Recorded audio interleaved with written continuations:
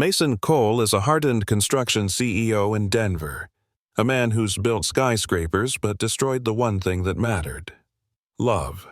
Haunted by the woman he left behind and burdened by a controlling mother who dictated his life, Mason buries his regrets under steel and concrete until a wooden model tower crashes at his feet. A young boy, Jack, clever, gritty, and only 11, locks eyes with him and says one word that shatters Mason's world: "Dad?" The resemblance is uncanny, but the truth? Even more brutal. Jack's mother is Tara, Mason's ex, the woman he thought had abandoned him. In reality, Tara was pushed away, paid off and lied to by Mason's own mother, Ruth, who feared that love would ruin Mason's career. As Mason unravels the web of betrayal, he finds himself rebuilding more than just towers. He helps Jack finish a model, halts a major project for him, and begins to craft something real: a family. Jack's wooden model becomes more than a symbol. It's the foundation of Mason's transformation. But can Tara ever trust him again? Can Mason undo a decade of silence? Watch as one boy's model, one word, Dad, starts a story of redemption, truth, and second chances. Subscribe to see this heartfelt story unfold. The Denver skyline pierced the morning haze like steel fingers clawing at the sky. From the top floor of Cole Structures, Mason Cole stood behind a wall of glass, coffee cooling in his hand, untouched. He didn't see the view, not really. What he saw was an empty room from years ago, a woman packing silently, a tear she didn't let fall, and the sound of a door closing without a word. "Sir, boardroom in 5, his assistant called gently from the doorway. Mason didn't turn. "Delay it 10, he muttered.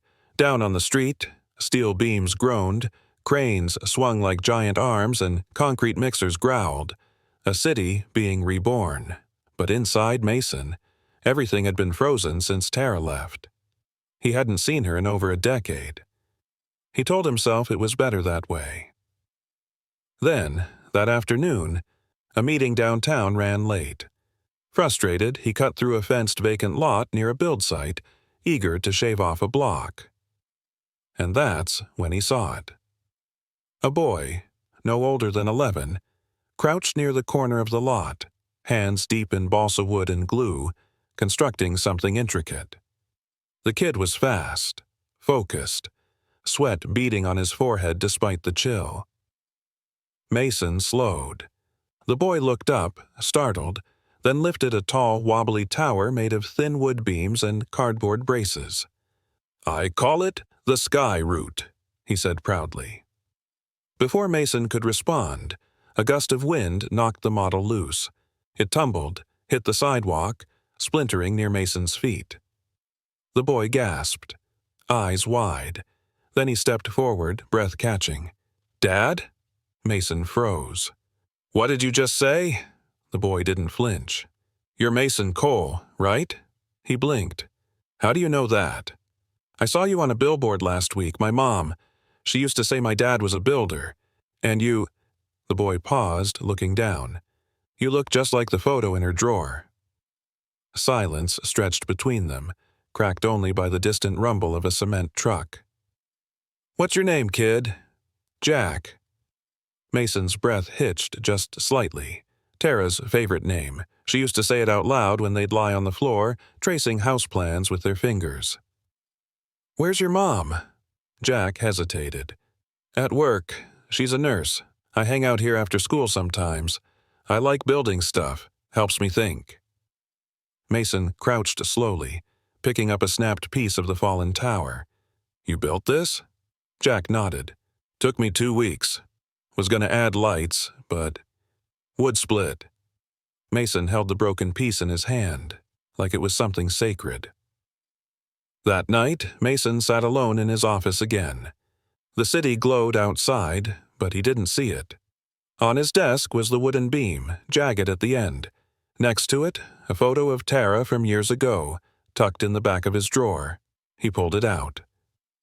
She looked so alive, so sure. His phone buzzed.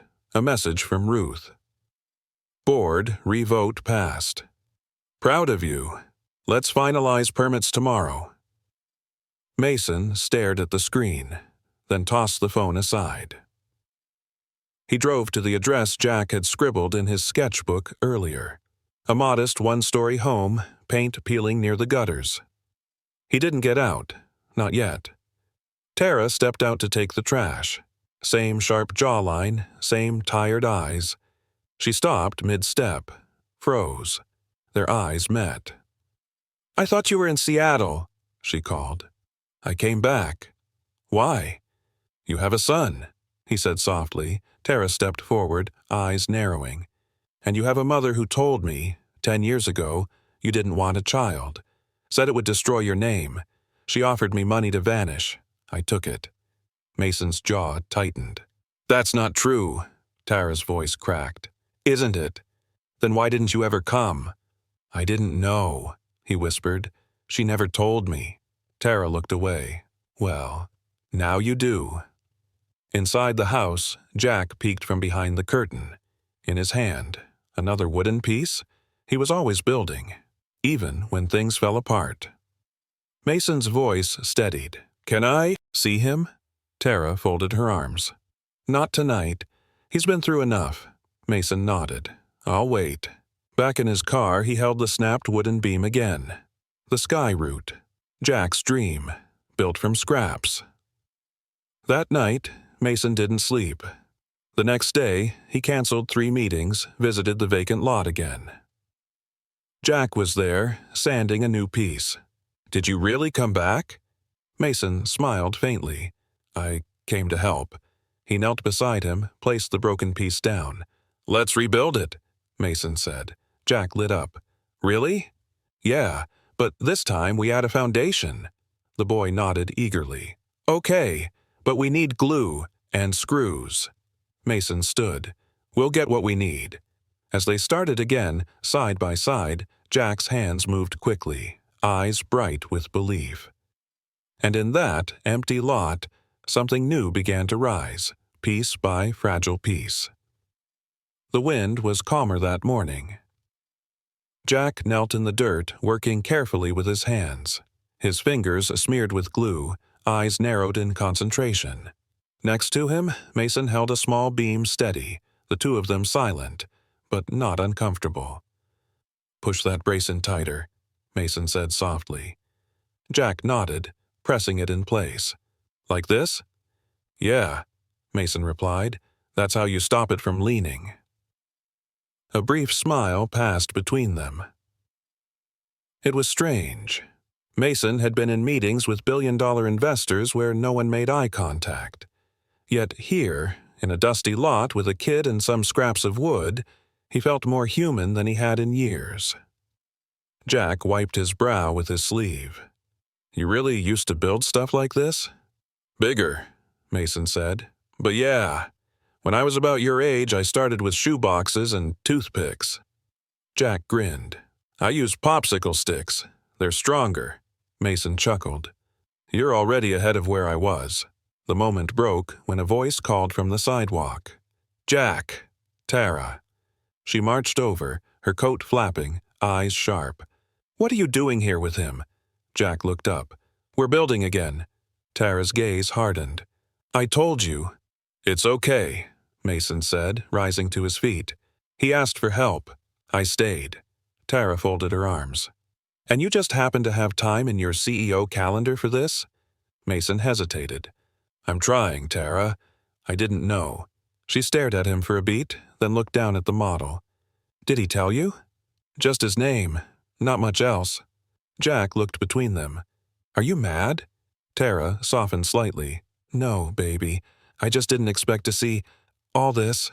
Mason cleared his throat. "Can we talk? Somewhere else?" She hesitated, then nodded. They sat across from each other in Tara's modest kitchen. Mason noticed the worn corners of the table, the single vase holding dried wildflowers, and a tiny framed photo of Jack holding a paper tower. "You raised him alone," Mason said quietly. Tara nodded. Why didn't you tell me? She looked down. Because your mother told me not to. Mason leaned forward. What? She came to me. Right after I found out I was pregnant. Said if I cared about you, I'd stay away. She said you didn't want a family, that if I stuck around, she'd ruin you. He stared, breath caught. She never said a word.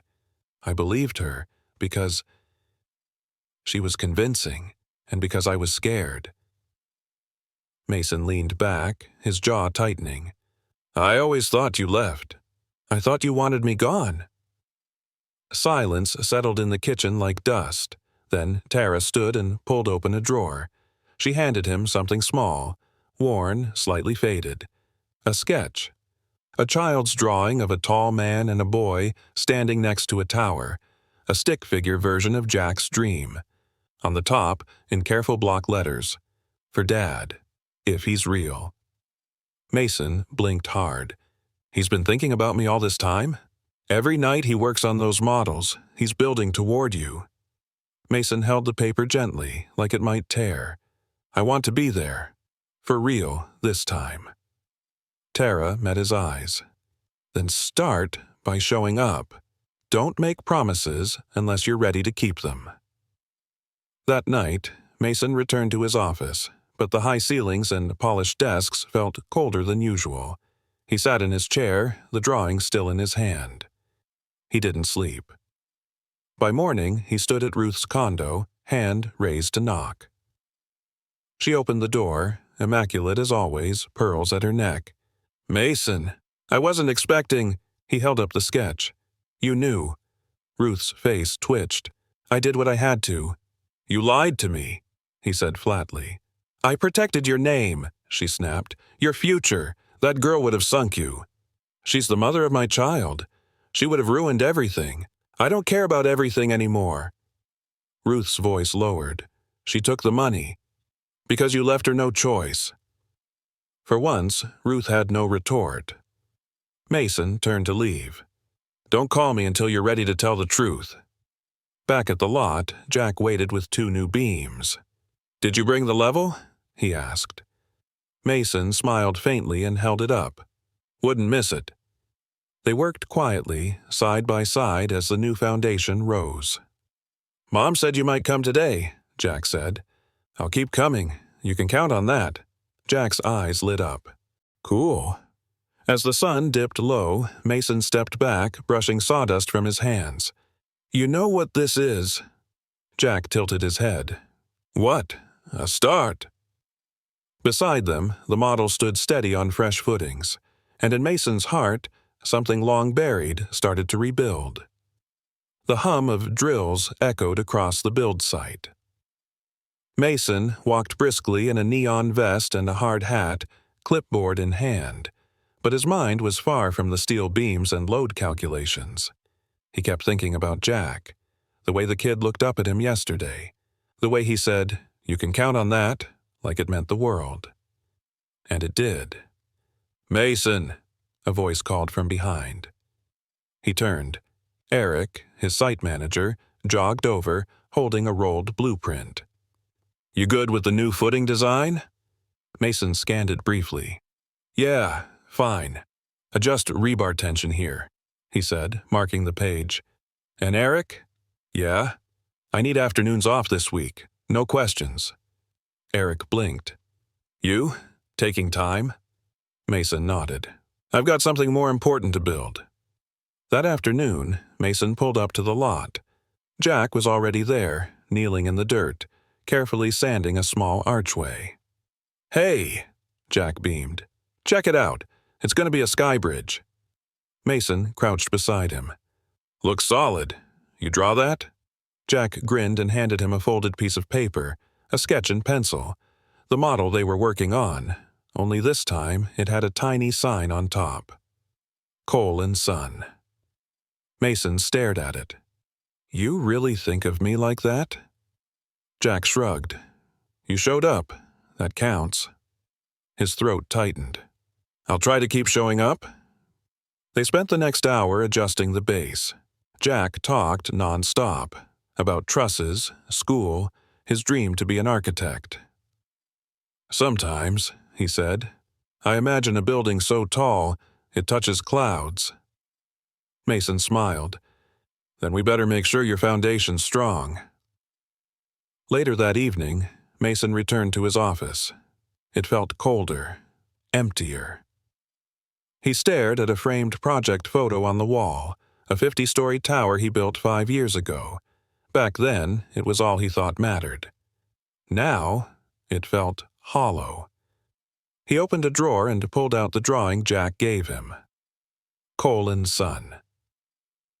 Right next to it, the old contract from Ruth's team, back when she handled his PR and his life. He grabbed his phone and called Tara. "Hello?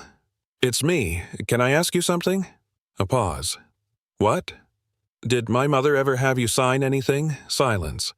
"She said she shredded it, but I still have my copy." Tara exhaled slowly. "She said if I signed, she'd make sure you never found out, and she'd give me enough to move states. You were 19. And scared," she said quietly. "I thought I was protecting Jack." Mason's hand clenched around the drawing. "She protected my image, not my son." "You really didn't know?" "I didn't even know you left town." Tara didn't speak. "I want to fix this," Mason said, "but I don't know how. Start with the truth. Don't hide behind titles." Mason looked at the sketch again.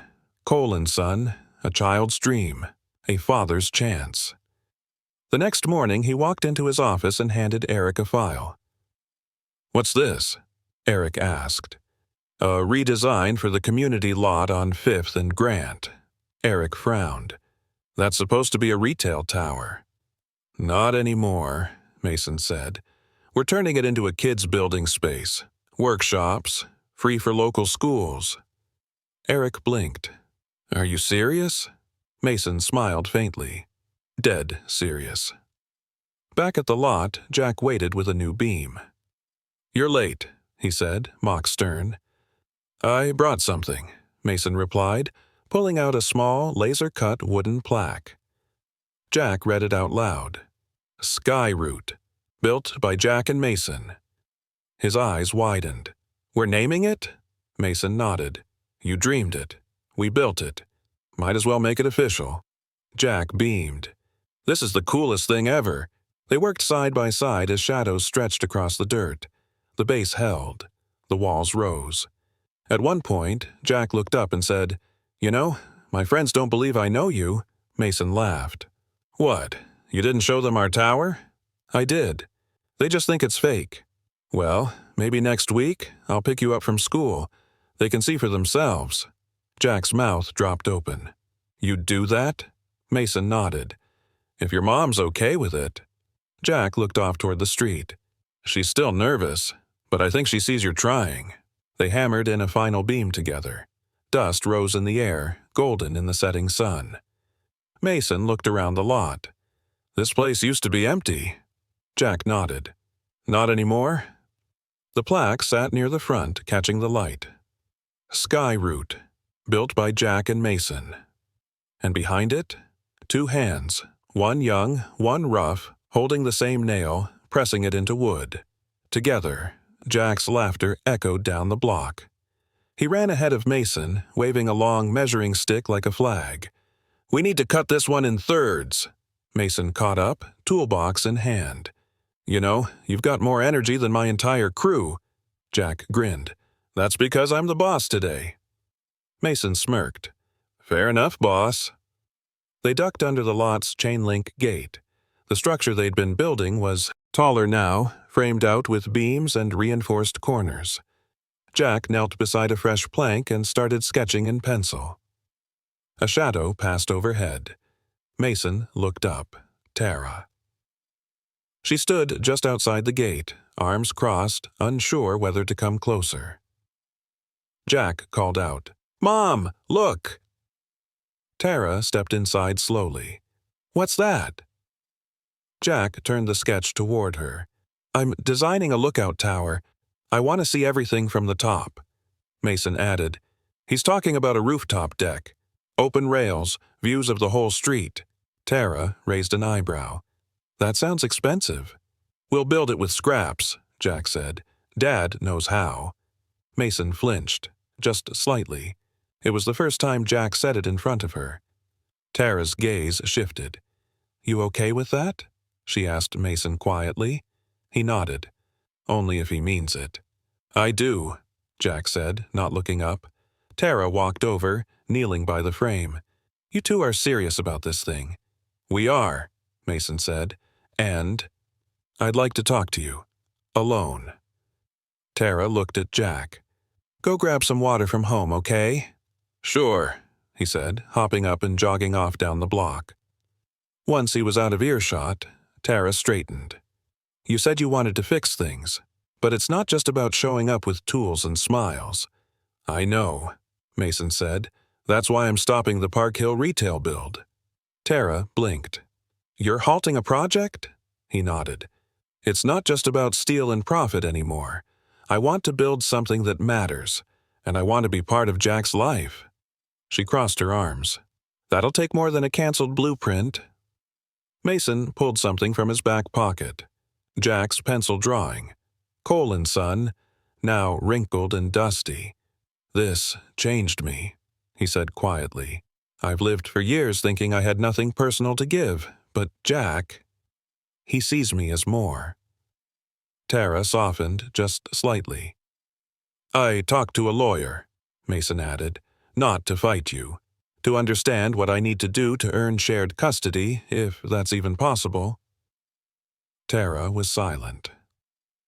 I won't push, he said, but I won't disappear either. Jack came running back with 2 plastic bottles, sweat on his forehead. Guess what? He said. I told Mr. Rowley across the street about our tower.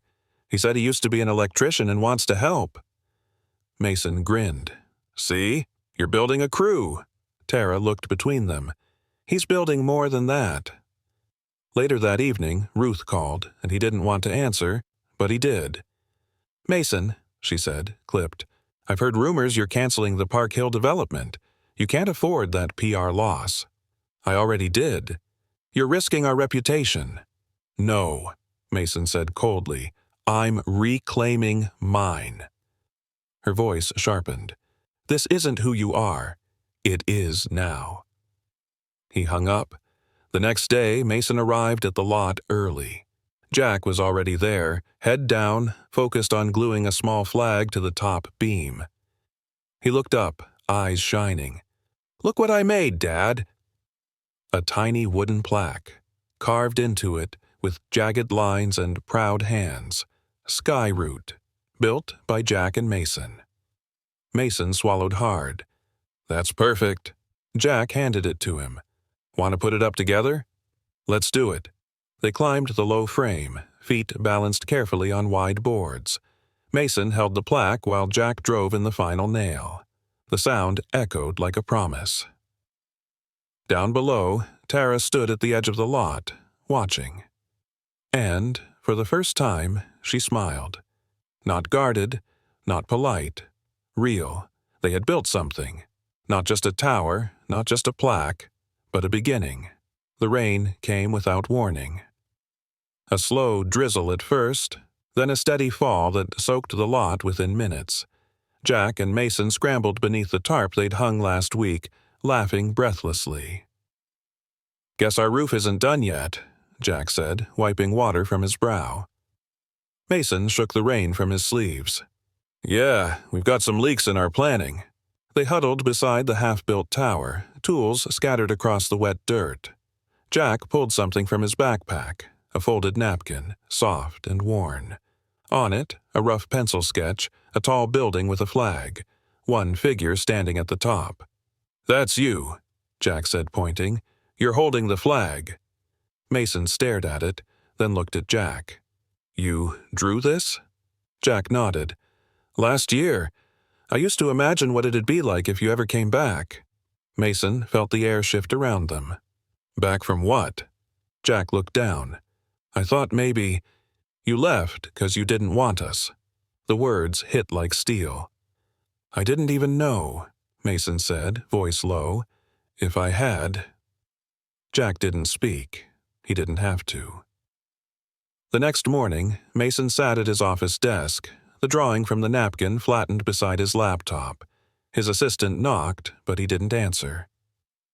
He was still stuck on Jack's words. "You left because you didn't want us." He picked up his phone, called Tara. "Can I come by?" There was a pause. "All right," she said, "but only for a few minutes." He drove fast, parked crooked in front of her home. Inside, Jack was on the floor building something with toothpicks and marshmallows. Mason stepped in quietly. Tara met him in the kitchen. Her arms were crossed again, always a shield. "I need to ask something," Mason said. "Did Jack always think I left him on purpose?" Tara nodded slowly. "He asked when he was 5. I told him. You were busy, that you didn't know about him." Mason swallowed hard. "He thinks I chose work over him." "You did," she said sharply, "not knowingly. But that's what happened." Silence pulsed between them. "I want to change that," he said. "For real." "Then prove it," Tara said. "Not to me, to him." That afternoon, back at the lot, Mason arrived with a large duffel. Jack sat on a folding chair, poking at a splintered board. "Hey," he said. Mason unzipped the bag. Inside, glue, nails, fresh wooden panels, a level, a small battery-powered light kit. "I figured we could finish the roof today," Mason said. Jack's eyes widened. "Seriously? I even brought real shingles." Jack grinned. "You're going all in, huh?" Mason crouched beside him. "Yeah, I am." They worked for hours in quiet rhythm. Sawdust flew, hammers tapped. As the roof took shape, the lot filled with something more than structure. Trust. Jack perched on the top beam, adjusting a tiny LED light Mason helped wire. From below, Mason looked up. "Careful, boss." Jack grinned. "I've got it." When he climbed down, he handed Mason a toothpick model, crude but clever. A tall building, a tiny flag at the top. "This is our version," Jack said proudly. Mason turned it in his hand, smiling. "You know what this means, right?" "What?" "It's not just a tower, it's a new beginning." Jack nodded. That evening, Tara returned from work to find them packing up. Jack ran up, holding the model. "Mom, look what we built." Tara took it gently. "It's beautiful." Mason stepped forward. "He's got an eye for structure. Maybe even better than mine." Tara gave a quiet smile. "Well, he got the steady hands from me." Jack laughed. Before they left, Mason hesitated. "Tara, I'm sorry. For everything." She looked at him, tired but softer than before. "You're doing better," she said. "That model," Mason said, "I'm putting it in my office. First thing people see." Jack beamed. As they walked away, the LED light glowed faintly behind them, casting soft shadows across the dirt. And in the quiet, Mason looked back once more at the plaque on the post. Sky Route, built by Jack and Mason. The light blinked once and stayed on.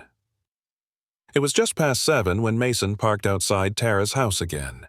The porch light was on, soft and flickering. He didn't knock right away. Inside, he saw Jack at the kitchen table, bent over a shoebox model, tongue between his teeth. Tara stood nearby, arms folded, watching him, quiet, steady. Mason finally stepped up and tapped gently. Tara answered, hesitant. "Did something happen?" "I need to talk," Mason said. "It's about back then." She opened the door wider. "Come in." Jack looked up.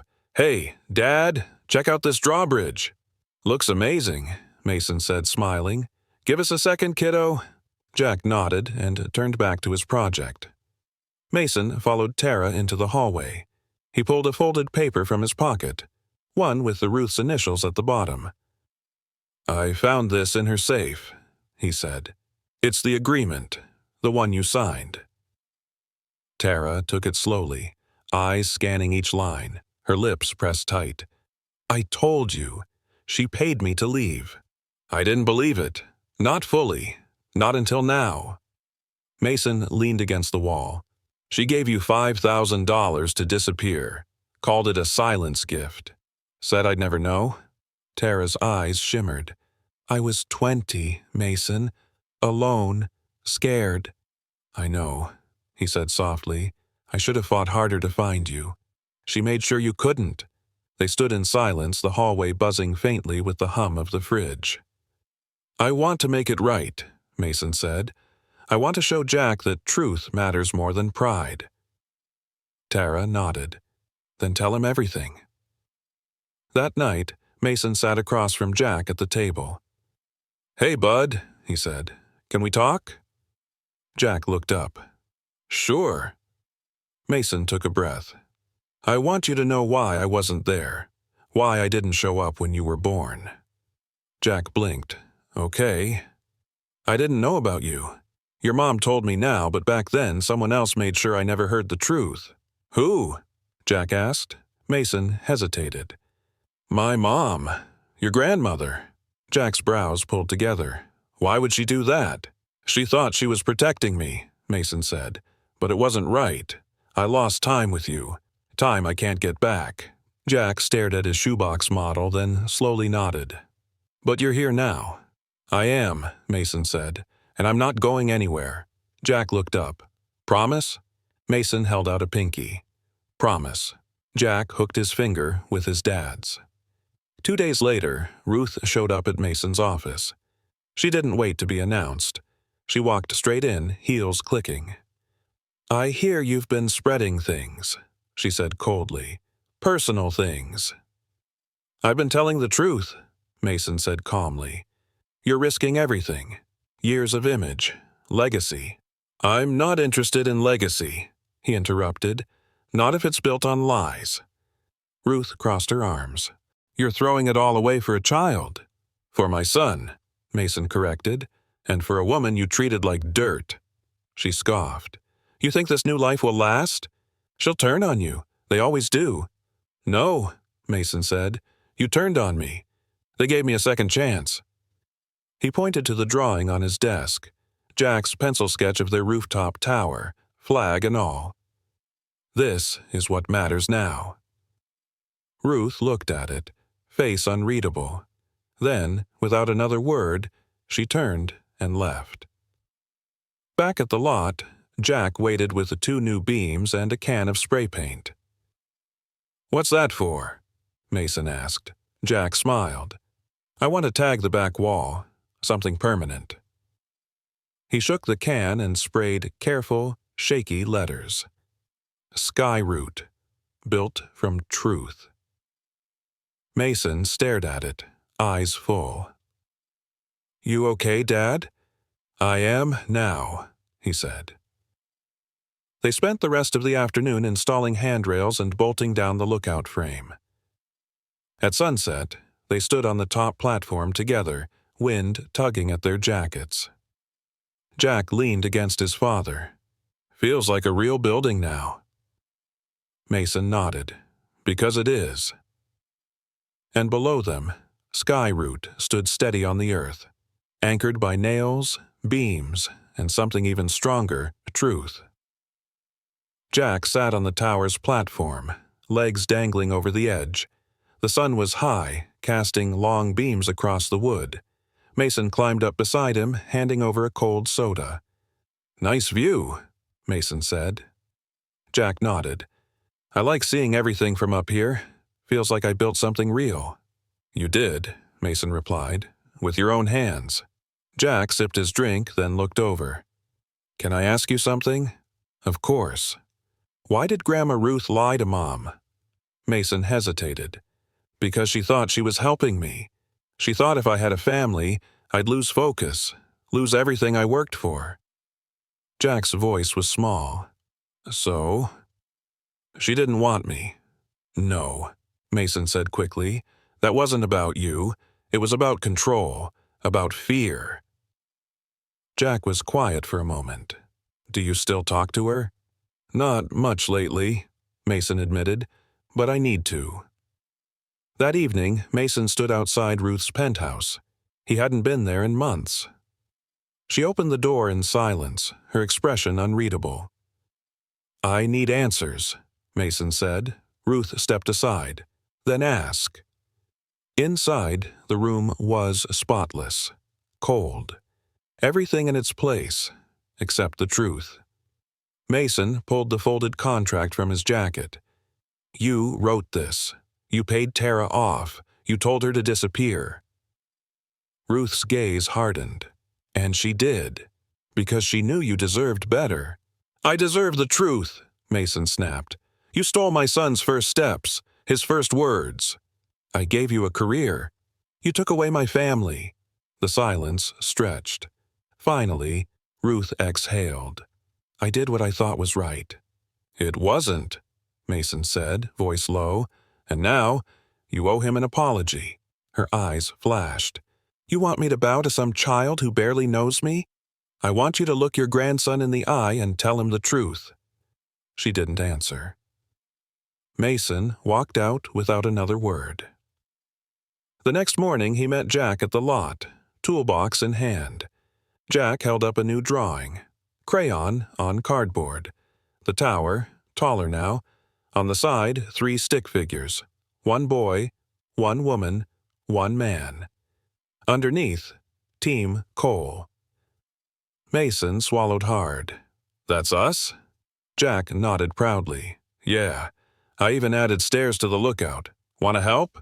They worked side by side, sawing planks and driving screws. Mason noticed Jack's grip had gotten stronger, his measurements more precise. You're getting good at this, Mason said. Jack smiled.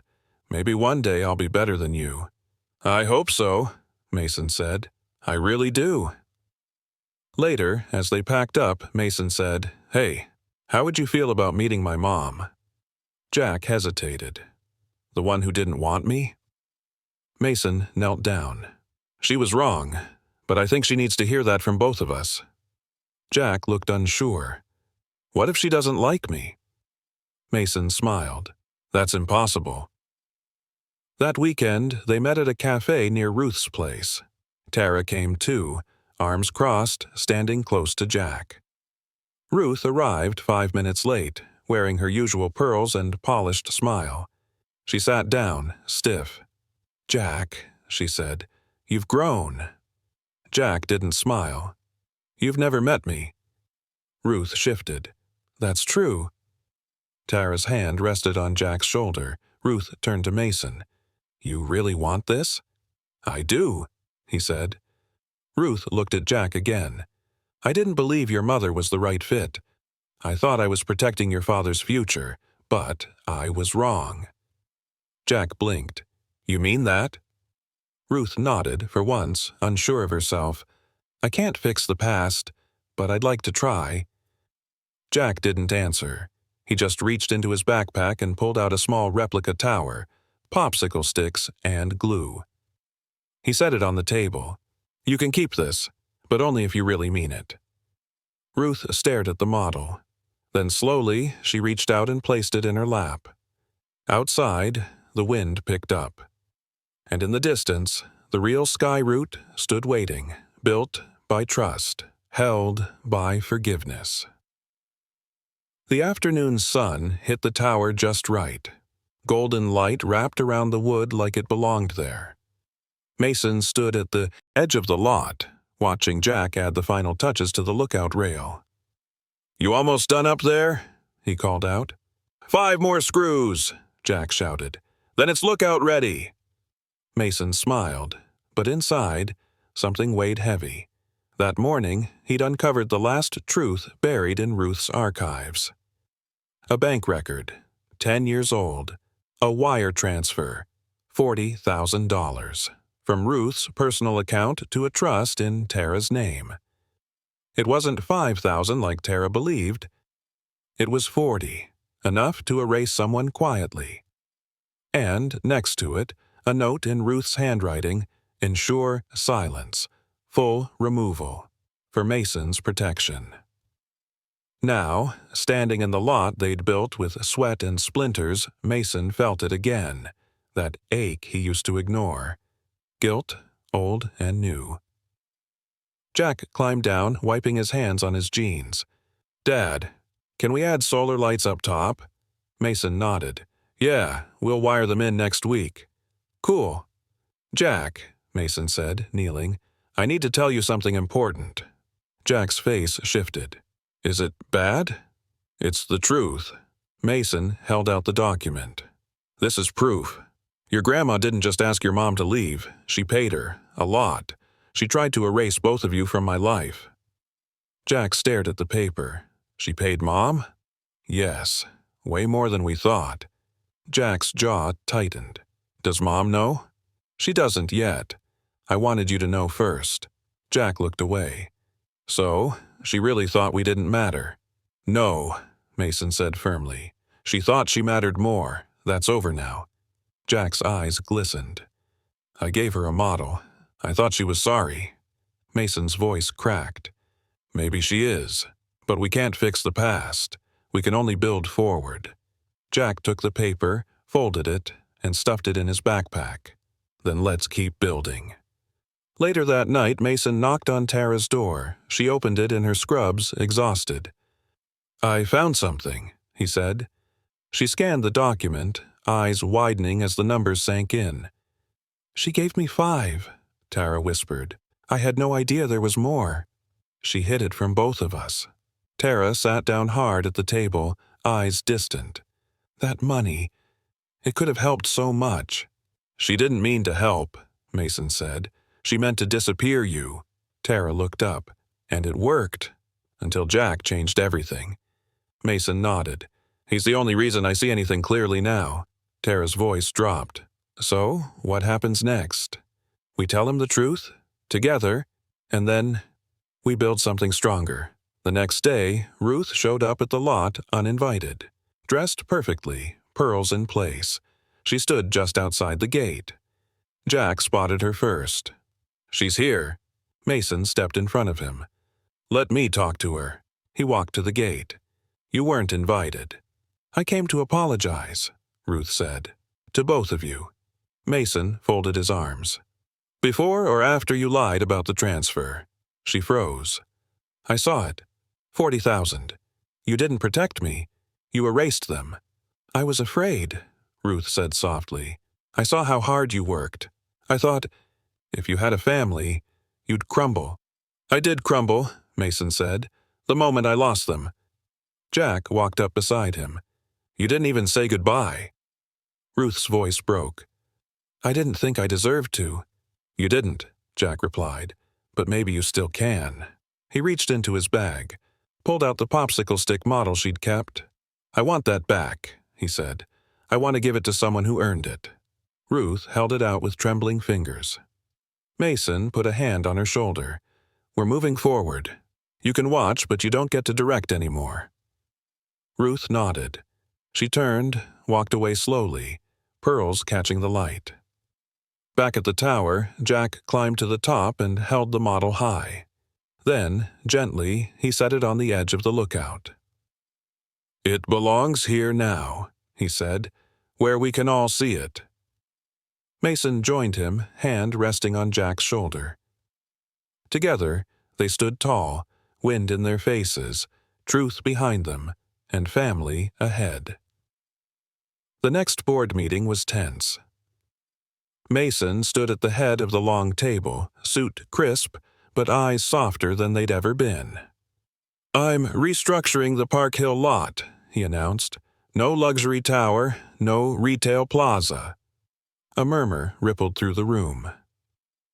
"What will it be then?" one investor asked. "A public learning center," Mason said. "For kids. Building skills, real tools, real confidence." Another board member frowned. "You're turning prime real estate into a workshop?" Mason nodded. "Yes, and I'll fund it myself. No cuts, no delays." Silence. Then, reluctantly, a few nods. One quiet, "Good for you." Mason walked out without waiting for approval. For once, he didn't need it. Back at the lot, Jack ran up with blueprints rolled under his arm. "I redesigned the second floor," he shouted, breathless. "Look, 2 side windows and a sunroof."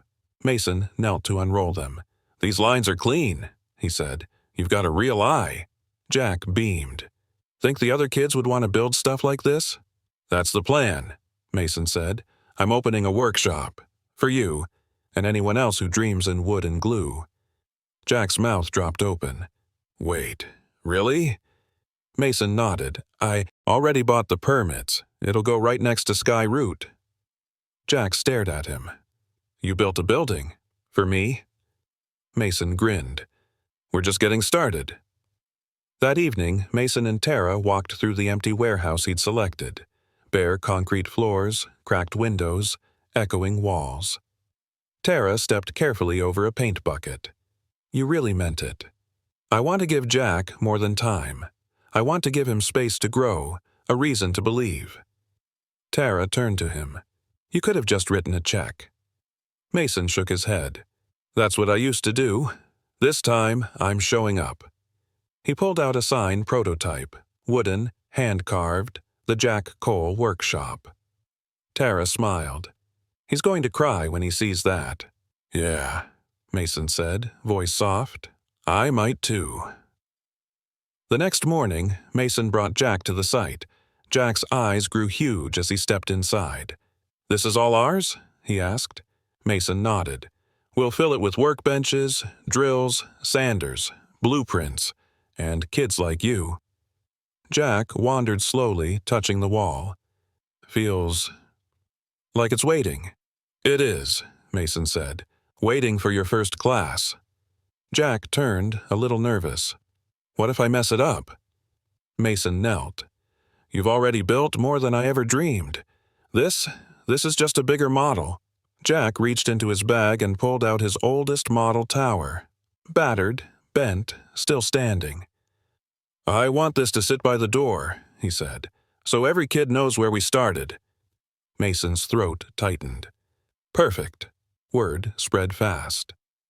By the end of the week, volunteers showed up. Carpenters, electricians, even a retired architect who offered to teach drafting. Tara brought sandwiches. Mason laid floor plans on a folding table. Jack passed out hand-drawn welcome cards that said, "Let's build together." Later, as the sun dipped, Mason stood outside with Jack. "We're not just building walls," Mason said. "We're building people." Jack grinned. "Then we better get the foundation right." Mason looked down at him. "You already did." And behind them, Sky Route stood proud, its lookout light blinking like a promise. A tower built on pain, healed through effort, now casting hope over an entire block. The lot was buzzing. Kids from the neighborhood stood in line, tool belts oversized on their hips, eyes wide with excitement. A banner stretched between 2 wooden posts. Grand opening, the Jack Cole Workshop. Mason adjusted a microphone near the front, heart pounding, not from nerves, but from something deeper, a sense of arrival. Jack stood beside him, a clipboard in hand. "We got 30 kids signed up," he said proudly, "and 4 build teams." Mason grinned. "You running this show now?" Jack smirked. "I learned from the best."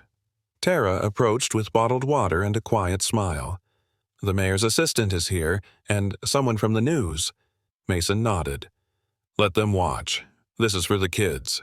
He reached under the folding table and pulled out a small box. Inside, Jack's very first model, the one that fell at Mason's feet the day they met. Jack gasped.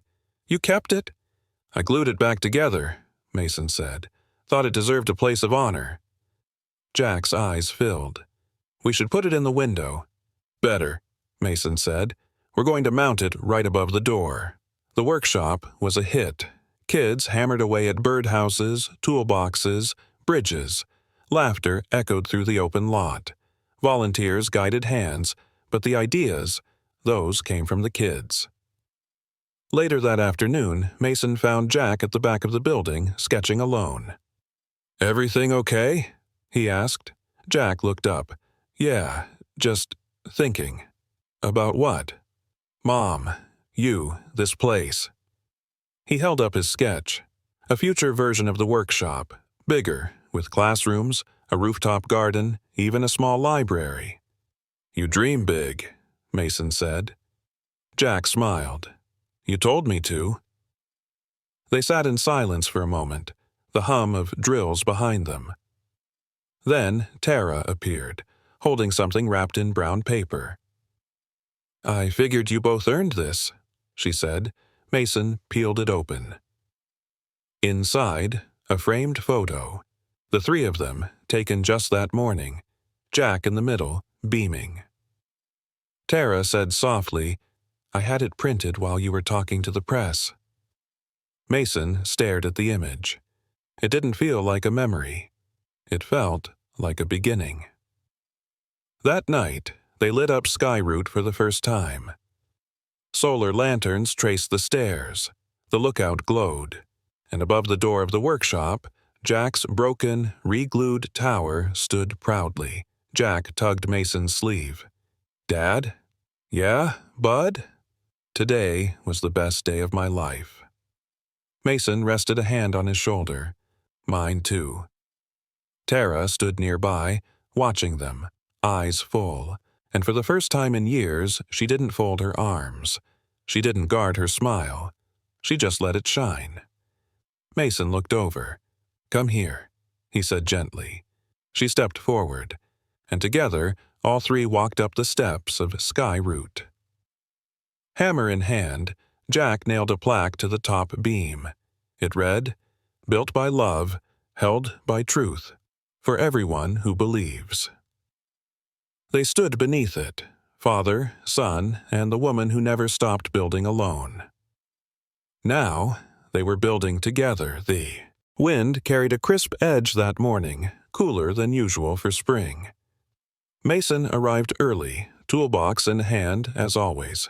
But this time, Jack beat him there. The boy was already on the roof of Sky Route, balancing carefully, hanging something by the edge of the lookout. "What are you doing up there, boss?" Mason called out. Jack grinned down. "Adding the final touch." Mason squinted up at the small wooden object now swaying gently in the breeze. It was the original model, the first one Jack ever built. Broken once, glued back together, now mounted with care beneath the roof's peak like a crest. "Thought we lost that," Mason said, climbing up. "You fixed it," Jack replied, "and now it keeps watch over everything." Mason sat beside him, wind tugging at his jacket. "It's funny. Something so small changed everything." Jack smiled. "It's more than a model. It's proof." "Of what?" "That things can break and still be rebuilt." Down below, the lot was busy again. More kids had signed up. One girl was sanding a birdhouse, another group sketching out bridges. Tara was at the back, helping a boy measure planks. Mason watched her for a long moment. "She's different, too," he said softly. Jack followed his gaze. "Yeah, you helped with that." "No," Mason said. "She never needed fixing. I just needed to catch up." Later that afternoon, a city inspector arrived. Clipboards, tension, measuring tape. Mason stepped forward. "Anything we should worry about?" The inspector looked up, smiling. "It's solid. You passed every check." Relief swept across Mason's face. "But one thing caught my eye," the inspector added. "That little tower above the door. Who made it?" Jack stepped forward. "I did." The inspector crouched beside him. "Keep at it, kid. One day you'll be building cities." Jack turned to Mason, eyes glowing. "Did you hear that?" "I did." That evening, after the last kid left and the tools were packed away, Mason stood in the middle of the lot, now filled with benches, lights, and laughter that still seemed to echo. Tara approached, dust on her jeans, hair tied back. "He's different now," she said. "So am I," Mason replied. Tara looked around. "We did something good here," You did something good for 11 years, Mason said. I'm just trying to earn my place. She reached into her pocket and handed him something, a folded page from Jack's old sketchpad. On it was a new drawing. Sky root, drawn bigger than ever, with Jack on one side, and next to him, Mason and Tara. 3 figures, same size, same smile. Tara whispered, "He calls it the foundation." Mason swallowed. "He's always building. So are you." He looked down at the sketch, then back at her. "I want more of this, more than just weekends and late-night check-ins." Tara hesitated. "That takes time." "I've got time," he said, "and I've got a hammer." She laughed. "Then pick it up." Mason did. And together, with Jack on the lookout above, they hammered the final plank into the base of the workshop's new deck. No more secrets, no more silence. Just 3 people and a tower, built not from perfection, but from redemption. The morning air smelled of sawdust and something warmer, home. Mason rolled up in his truck, eyes landing on the tower that started it all, Sky Root. The lookout deck gleamed with fresh paint. Above the door, Jack's wooden model swayed gently in the breeze. Jack stood in the lot, tool belt on, hammer in hand. "Dad, we're finishing the deck stairs today." Mason stepped out, grabbing his own hammer. "Lead the way, boss." Up on the platform, Tara was already measuring the railing. She glanced at Mason, a smile tucked in her cheek. "Think we'll finally finish it before sunset?" Mason grinned. "Only if Jack doesn't redesign it mid-build." Jack smirked. "No promises." They worked in rhythm, hands moving, boards sliding into place, laughter filling the air like a melody they never knew they'd missed. Then, just before lunch, Jack called out, "Wait!" He reached into his backpack and pulled out a new sketch. It showed the full lot. Sky Root, the workshop, and in the corner, something new. A small house, with a garden, a porch swing. "I've been thinking," Jack said. "What if we build more than just towers and workshops?" Mason looked at the drawing, then at Tara. Her voice was soft. "You mean a real home?" Jack nodded. "Yeah, for all of us." Mason knelt beside him. "Are you sure?" Jack's eyes didn't waver. "You built my dream, Dad. Now I want to build yours." Tara stood silent for a moment, then stepped forward. "We'd need permits, materials, a plan." Jack smiled. "I already started the blueprints." They laughed, hard, full, and free. That afternoon, the last nail went into the final stair plank. Jack held the hammer up like a trophy. "We did it!" Mason leaned against the railing, breath catching in his throat. "I've built skyscrapers, but nothing like this." Tara joined them on the deck. "This was never about the wood." "No," Mason said. "It was about what we were missing." Later, Ruth arrived quietly. She stood at the base of the tower, watching the 3 of them from below. Jack saw her first. "I invited her," he said gently. "She wanted to see what we built." Mason gave a short nod. "Let her." Ruth stepped forward, looking up at the tower, then the mounted model. "It's beautiful." Jack walked down the stairs and handed her something small, a smooth wooden square. On it, carved in uneven letters, "Forgiveness isn't perfect, but it's real." Ruth's eyes glistened. She held it to her chest. Jack looked up at her. "We don't need to forget, but we can keep building." And with that, he turned back to the tower, his tower. As the sun dipped low, Mason stood between Tara and Jack, arms brushing. The light caught the wood, the glass, the smiles. Jack looked up. "Dad?" "Yeah?" Jack pointed to the base of Sky Root. "Let's build our house right there." Mason smiled. "Then we better start measuring." And beneath the tower that began with a broken model, a new foundation was marked. Hammer by hammer, heart by heart, together.